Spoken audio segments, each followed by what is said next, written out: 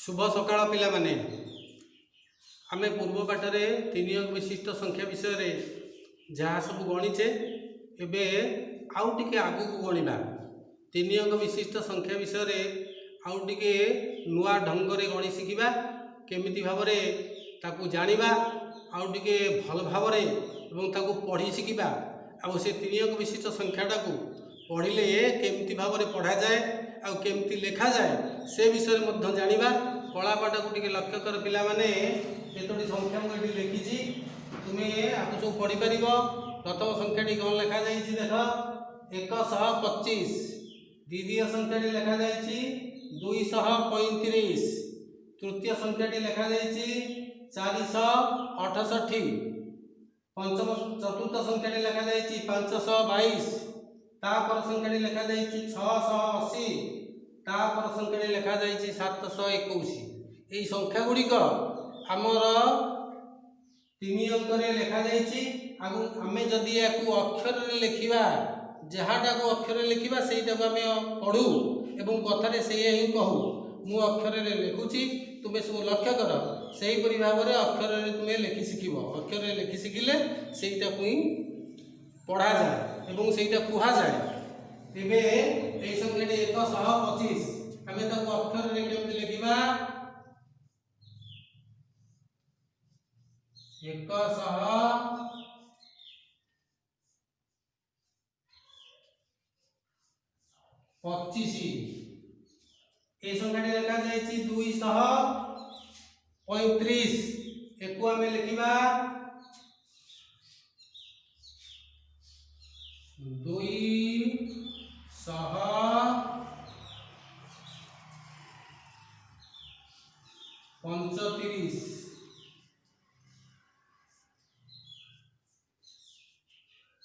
ये संख्याटी लिखा जाईछि 468 आपको हमें जदि अक्षर लिखिबा किपरि भाव रे अक्षर लिखिबा देख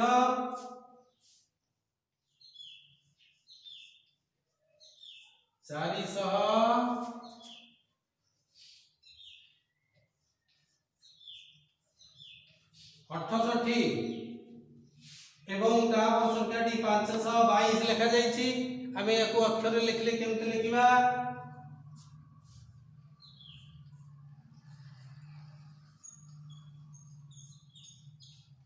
522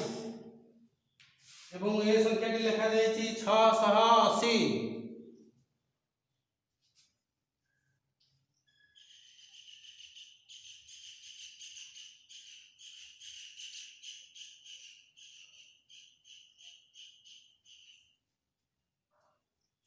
तापर संख्या लिखा जाईछि 721 आपको आमे अक्षर रे किपरि भाव रे लिखिबा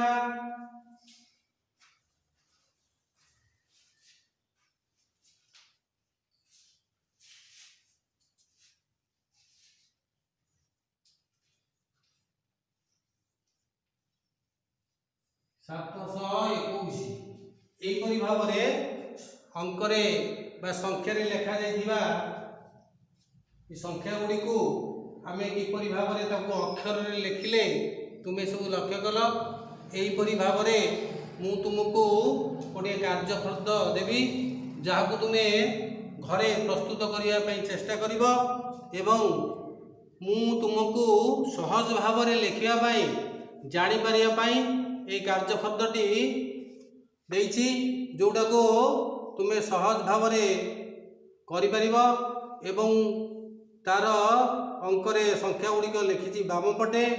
एवं प्रत्येक संख्या गुड़ी को अक्षर में लिखि देछि। तुमको आ लिखिया को पड़ो ना अक्षर लिखि जाइछि तुमे वर्तमान भल भाव रे पढ़। वर्तमान तुमे कौन करिव एई संख्या प्रथम रे जहाँ लिखा जाइछि प्रथम संख्याटी 305 लिखा जाइछि एटी 305 कोउटी लिखा जाइछि ता सह गार टाणी जोड़िबा को पड़िबो। फल रे मु जानि परिबी जे तुमे एई संख्याटी लिखा जाइछि जहाँ अंक रे ता केउ जगह रे लिखा जाइछि अक्षर रे तुमे जानि परिलो बोली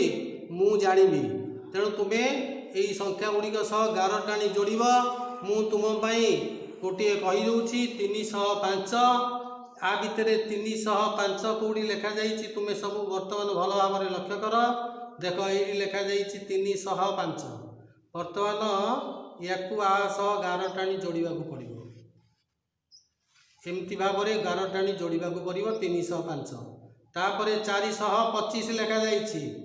425 कौटी अच्छी लक्ष्य कर लिखा पड़ो ये लेखा जाइए 425 ये 425 सहित या गार टाणी जोड़ा पड़ो 425 यहीपरि भाव में प्रतिटी संख्या सहित तार अक्षर लेखा जाइथिबा नाम को संख्या सह गार टाणी जोड़ जहाँ फल जना पड़ो जे तुम्हें यही 3 अंक विशिष्ट संख्या सहित भल भाव में परिचित हो पार आपर एक तुम्हें प्रस्तुत कर ता परवर्ती पीरियड रे आमे ए विषय रे आउ टिके विशद भाव में भल भाव में जानिबा एवं मु तुमको ए विषय रे भल भाव में कहबी ए कार्यपत्रटी को भल भाव में लक्ष्य कर।